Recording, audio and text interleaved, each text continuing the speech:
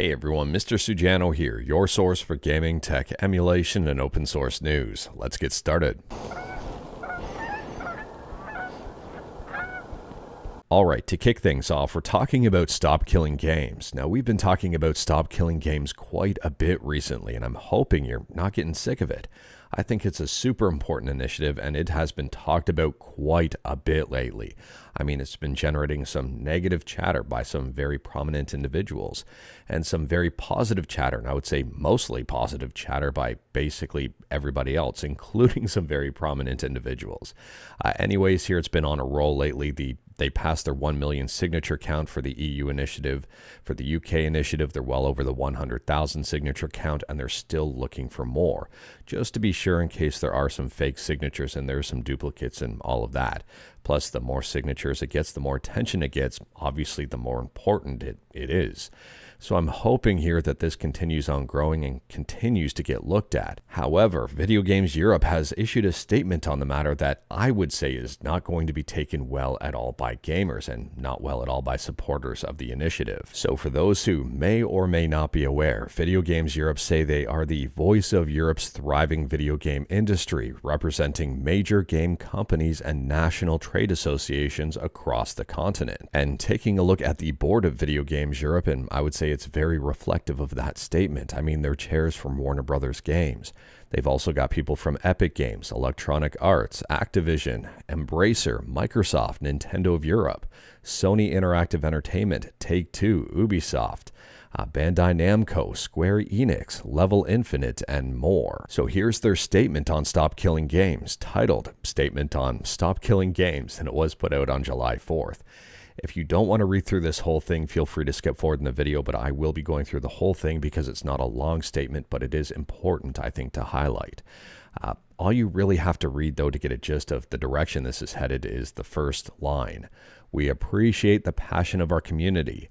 However, well, the however kind of tells you that, yeah, they appreciate your passion. However, no. So here is the full statement. We appreciate the passion of our community. However, the decision to discontinue online services is multifaceted, never taken lightly, and must be an option for companies when an online experience is no longer commercially viable. We understand that it can be disappointing for players, but when it does happen, the industry ensures the players are given fair notice of the protective changes in compliance with local consumer protection laws. Private servers are not always a viable alternative option for players, as the protections we put into place to secure players' data, remove illegal content, and combat unsafe community content would not exist and would leave rights holders liable. In addition, many titles are designed from the ground up to be online only. In effect, these proposals would curtail developer choice by making these video games prohibitively expensive to create. We welcome the opportunity to discuss our position with policymakers and those who have led the European Citizens Initiative in the coming months. So before we get into some opinions on this matter, I'll give you my opinion on this statement. First and foremost, I think Video Games Europe doesn't care about the community. I think they care about the corporations and the bottom line dollar, and that's really what it's about. I highly disagree with any statement that this is for the consumer. I would say it's more for the corporation, or all for the corporation. And they say here, we appreciate the passion of our community. I would highly disagree with this statement as well. I would say it's not their community because they don't really seem to care what the community wants. So with that stuff set aside, let's continue on dissecting this. And again, this is all my opinion. They say the decision to discontinue online services must be an option for companies when an online experience is no longer commercially viable. I can understand that, but that's really not what the whole initiative is about. If they want to discontinue online services, they should be providing an option to play things offline, or maybe even an option for people to host their own online services, and it's not on the company at all. Then the next part of this statement, talking about ensuring players are given fair notice of the prospect of changes in compliance with local consumer protection laws. That's kind of what the initiative is taking on here, saying that this is not really fair. Then they go on to talk about private servers. Private servers are not always a viable alternative option. That's a can of worms right there. When are they a viable option? When are they not?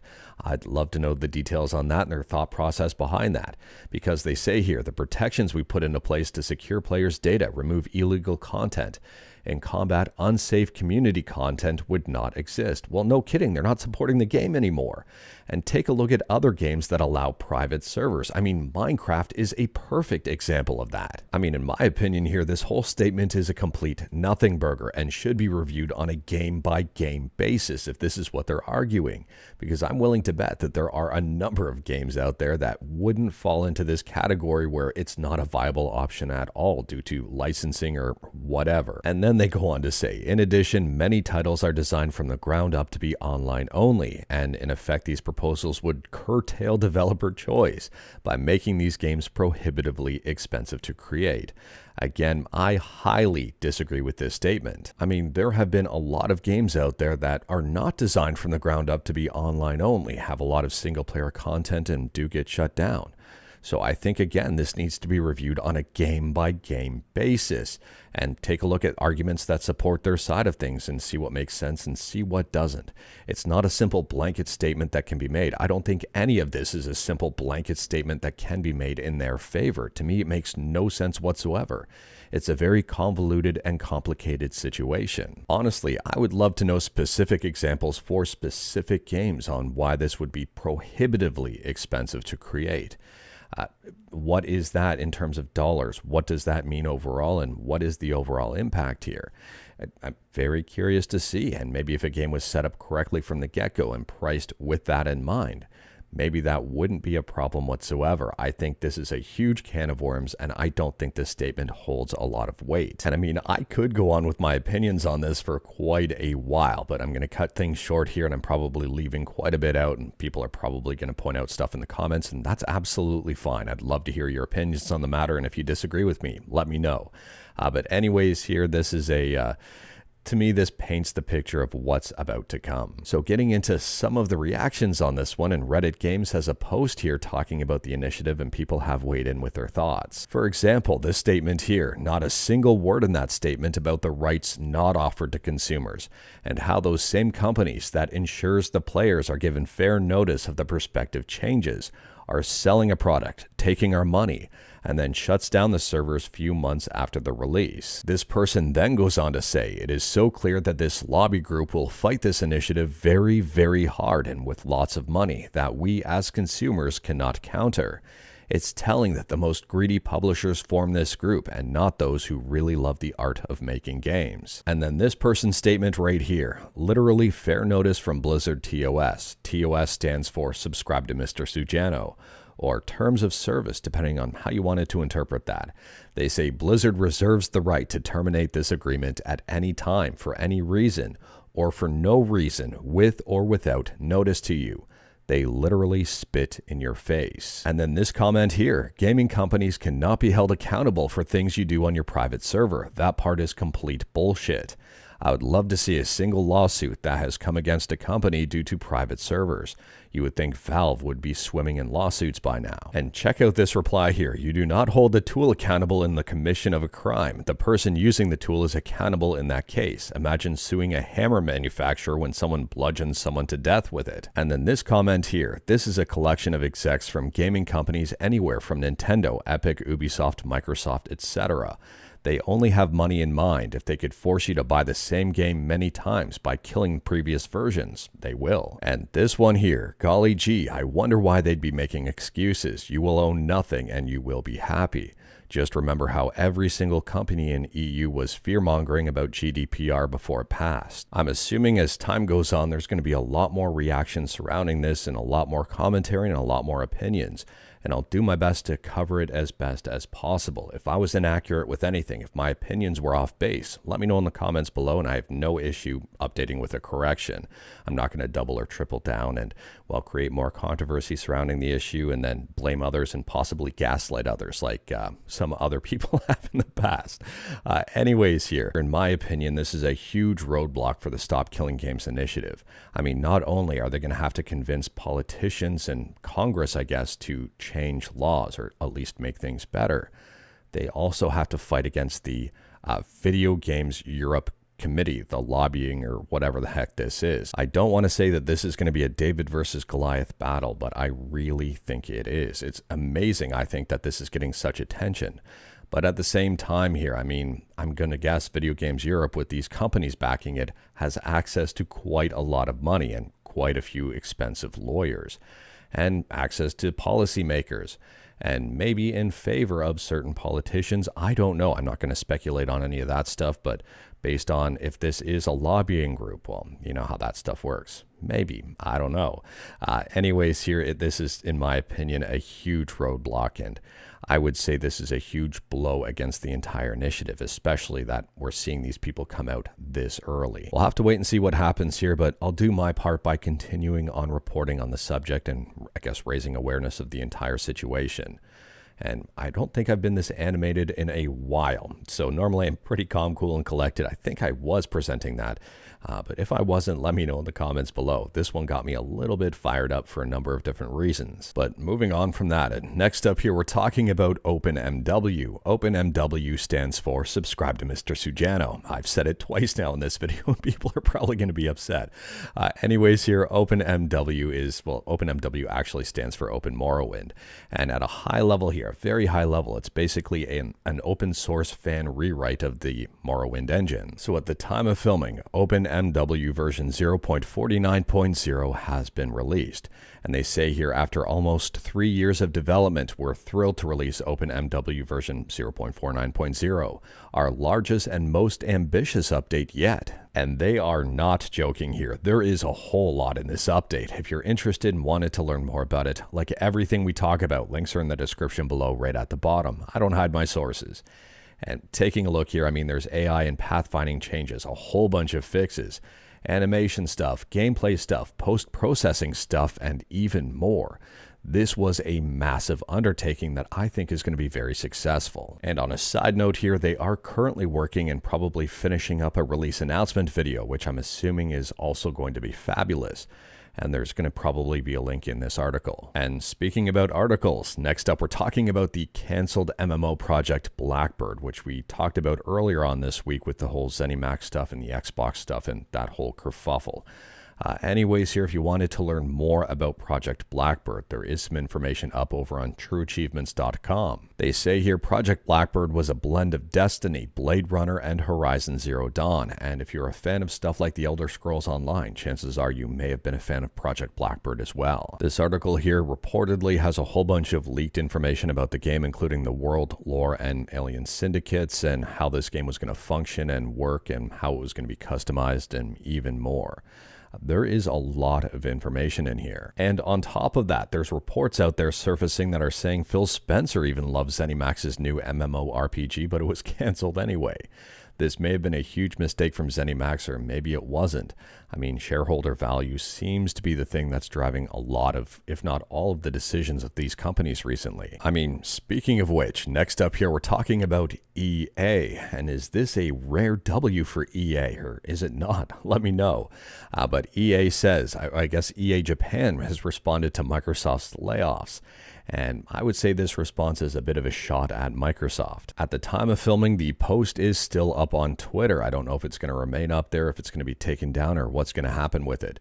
But according to Machine Translation, it says, in recent years, foreign affiliated companies have become more inclined to seek short-term results from large-scale investments. And there are many cases where they change direction to meet shareholders' expectations before enough time has passed. We believe this incident is a result of such a structure. What supports the game industry are the creators and staff who have been working sincerely on development.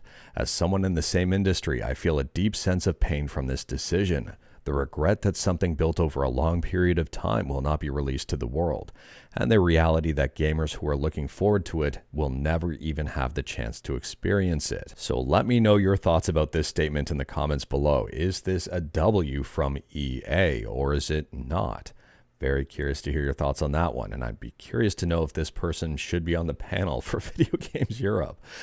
Anyways, here in other news, and this is also interesting because this blends right into the next segment, and I didn't realize this link was in this article.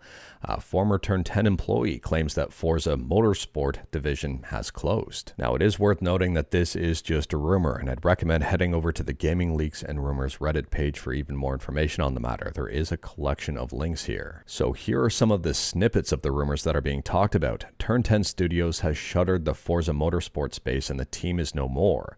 A very sad day for one of the best car racing video games. I loved my time there. The studio is open to support the Horizon side, shuttered the Forza Motorsport side only. And I think this is important, and this is why this is just a rumor and not confirmed. Oh, there's many reasons, but this is a huge one. For reference, he left Turn 10 in 2016. That's like 9 years ago.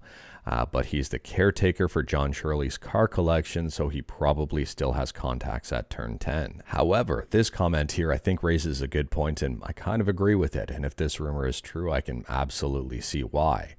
With Motorsport not doing so well in its niche and each Horizon being very popular and successful, this seemed like the inevitable pivot for Forza. Sucks for fans of the genre and the workers. I mean, take a look at Forza Horizon 5 just on Steam. This is multi-platform, but take a look at it on Steam right now. It's got a very positive review score with over a few 100,000 reviews. And if you take a look at Forza Horizon 4, again, a very positive review score with over a few 100,000 reviews. And then you take a look at Forza Motorsport, which has a mixed review and a significantly less number of reviews. And speaking about stuff on Steam and positive reviews, next up we're talking about Cathedral.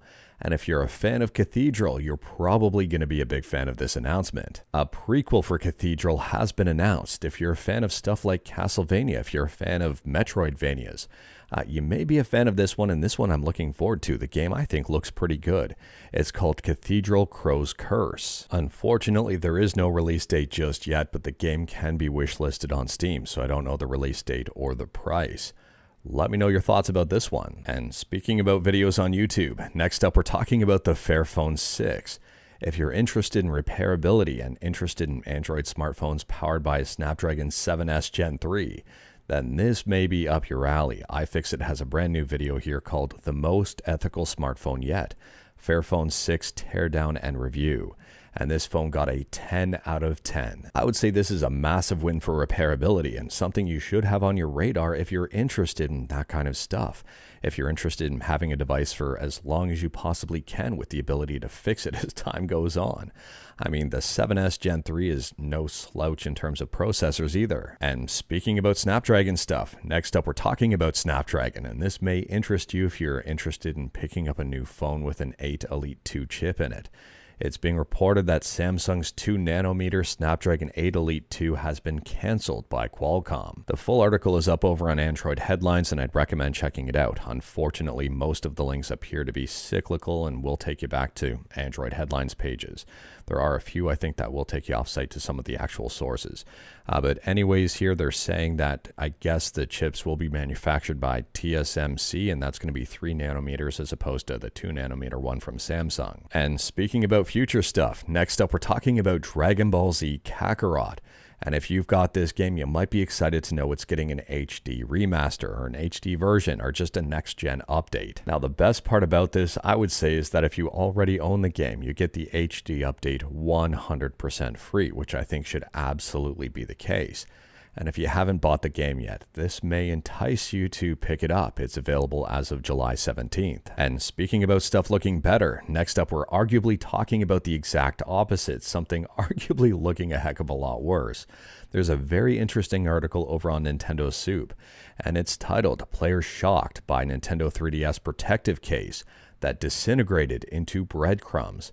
And breadcrumbs is not being dramatic. I mean, the case, well, that doesn't look good. I'd recommend checking out the article for more details, but from my understanding, the case was made from biodegradable materials said to last between 3 and 5 years.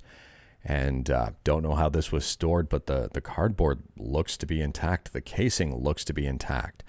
But the case itself, well, that one's seen better days. And who would have thought that the casing that the case is in is better than the case itself? Let me know your thoughts about this one, but I would say if you're a collector of stuff like this, well, there is the before and here's the after. You may want to check on your stuff and make sure it's doing okay. And speaking about checking out stuff, next up here, we're talking about Pokémon and the first movie. If you've got an hour and 14 minutes and 25 seconds to kill, or possibly more, maybe less if you want to pause stuff, Pokemon the first movie is now up 100% free on YouTube, courtesy of Pokemon TV. In my opinion, if you're a fan of Pokemon and a fan of old school Pokemon like the original 151 and all of that stuff, you might be excited about this one. I do think it's worth checking out. But anyways, that is all I've got for you in this one. Straight to the point, all stuff and no fluff. We talked about a bunch today. Feel free to discuss anything we talked about in the comments below. If you liked this video, leave a like. If you didn't like this video, leave a like. Hit that subscribe button, check out my other videos. Don't tempt fate, save your state.